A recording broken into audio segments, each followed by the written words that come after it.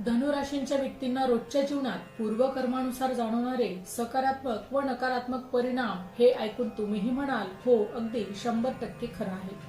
धनुराशीचा स्वामी हा गुरु ग्रह आहे. ज्योतिषशास्त्रात गुरु हा धर्म, ज्ञान आणि कर्माचा कारक मानला जातो.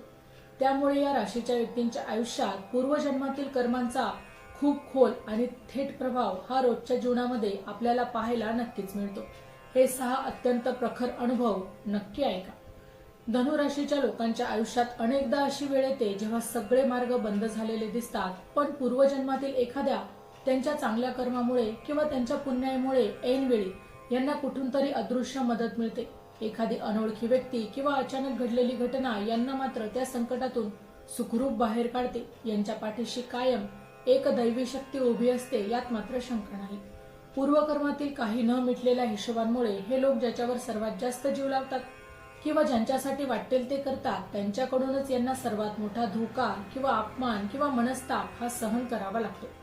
आपण एवढं चांगलं वागूनही आपल्यासोबतच असं का, हा प्रश्न मात्र यांना वारंवार पडतो. हा माझा सर्वात मोठा अनुभव आहे.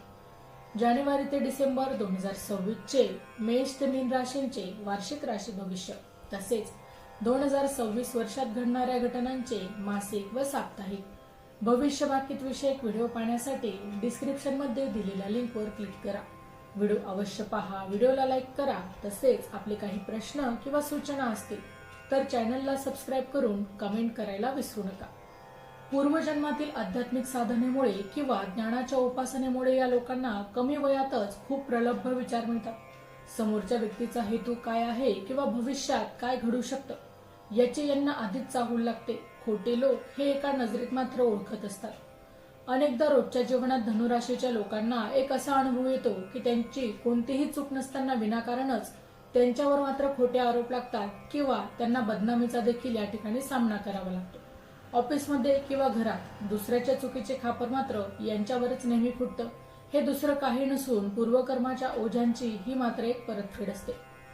जेव्हा हे लोक अत्यंत निस्वार्थ भावनेने कुणाला तरी मदत करतात, तेव्हा त्याचे फळ म्हणून यांच्या आयुष्यातच अचानकच असे काही टर्निंग पॉइंट्स येतात जिथे यांना अनपेक्षित धनलाभ, प्रमोशन किंवा आयुष्याला कलाटणी देणारी मोठी संधी देखील मिळत असते. यांचे अडकलेले पैसे किंवा अडकलेली जी कामे आहे ती अचानक मार्गी लागण्यास देखील सुरुवात होते.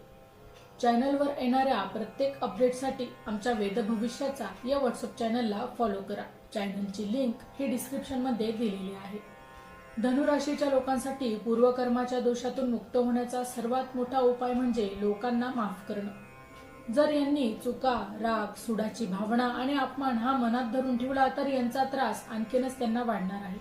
पण जेव्हा हे लोक जे झालं ते कर्माचा भाग होतं असं म्हणूनच समोरच्याला मनातून माफ करतात, तेव्हा यांचे सगळे अडथळे दूर होतात आणि प्रगतीचे मार्ग देखील खुले होतात. तुमच्या आयुष्यात किंवा ओळखीत आहे का अशी कोणी धनुराशीची व्यक्ती? हा व्हिडिओ त्यांच्यासोबत नक्की शेअर करा आणि तुमचा अनुभव आम्हाला कमेंटमध्ये नक्की सांगा. माहिती आवडली असेल तर अवश्य शेअर करा. अशाच प्रकारची नवनवीन माहिती रोज ऐकण्यासाठी आमच्या चॅनलला अवश्य सबस्क्राईब करा.